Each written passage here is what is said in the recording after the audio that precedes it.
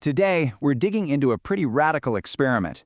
China is taking an entire tropical island, one that's the size of a small country, and it's building a kind of customs wall around it. But here's the twist. It's not to keep the world out. It's to create a totally new kind of global economic hub.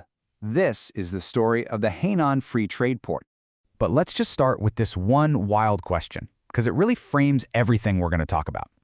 What if you took a tropical island, the size of a European country, and you basically built a customs wall around it, separating it not from the rest of the world, but from its own country? Sounds crazy, right? Well, that's literally what's happening right now. So how on earth is this even possible? It all boils down to one core policy, this huge concept they're calling island-wide customs closure. Let's, break that down and see what it really means. The key phrase you need to know is Guandao Fengguan. Now, it sounds a little complicated, but the idea behind it is actually incredibly powerful and pretty simple. The entire island of Hainan is about to become one gigantic, special customs zone. Just think of it like a massive economic bubble, totally distinct from the rest of mainland China. And just so we're clear, we are not talking about some tiny industrial park on the coast.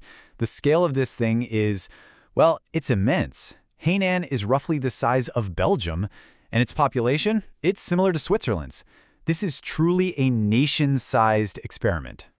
Okay, so how does a customs wall like this actually work in practice? It all comes down to a system that officials are calling the two lines. Let's get into how this whole new setup functions. First up, you've got what's called the first line.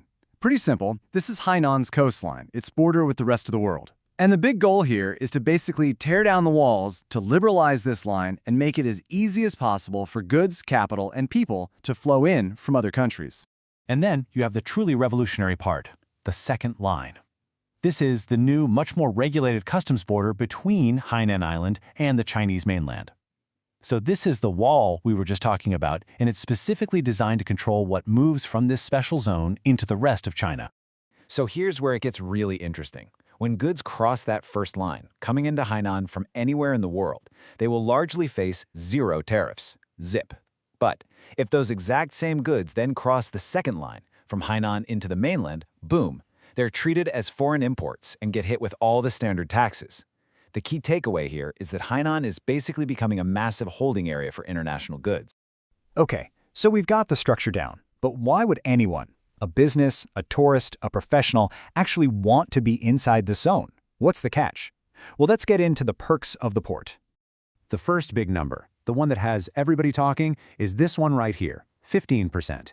That is the new corporate income tax rate for eligible businesses that set up shop in the Hainan Free Trade Port.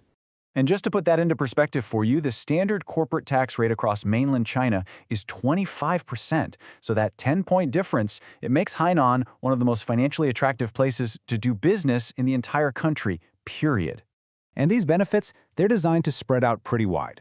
International companies, they get those lower taxes and a much smoother entry point into the massive Chinese market. For tourists, it's going to be a vastly expanded duty-free paradise. For mainland citizens, they can get access to global goods and services without ever leaving the country. And for skilled professionals, well, they can enjoy their own special preferential income tax rates too. Now, make no mistake, this is not just about creating a tax haven or a giant shopping mall. This is a massive strategic play on the world stage. So for our final section, let's zoom out and look at this global gamble, the ambitions, the risks, and what the road ahead looks like. When you put Hainan right next to established giants like Hong Kong, Singapore, and Dubai, you really start to get the scale of the ambition here.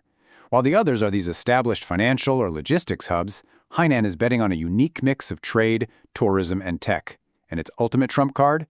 That unique status as a gateway to the enormous mainland market. And this is a long-term vision. This whole master plan was announced back in 2018. The really key date to watch is 2025.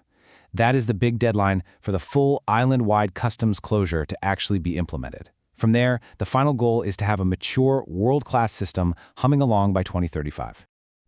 This quote from the official planning documents, it really says it all. The goal is nothing less than creating a new benchmark for China's opening up, a globally influential hub that operates under a completely new set of rules. Which, of course, leaves us with the big, multi-trillion-dollar question. Will Hainan actually succeed? Will it become the next Singapore or Dubai? Or is this all going to become a cautionary tale of economic ambition?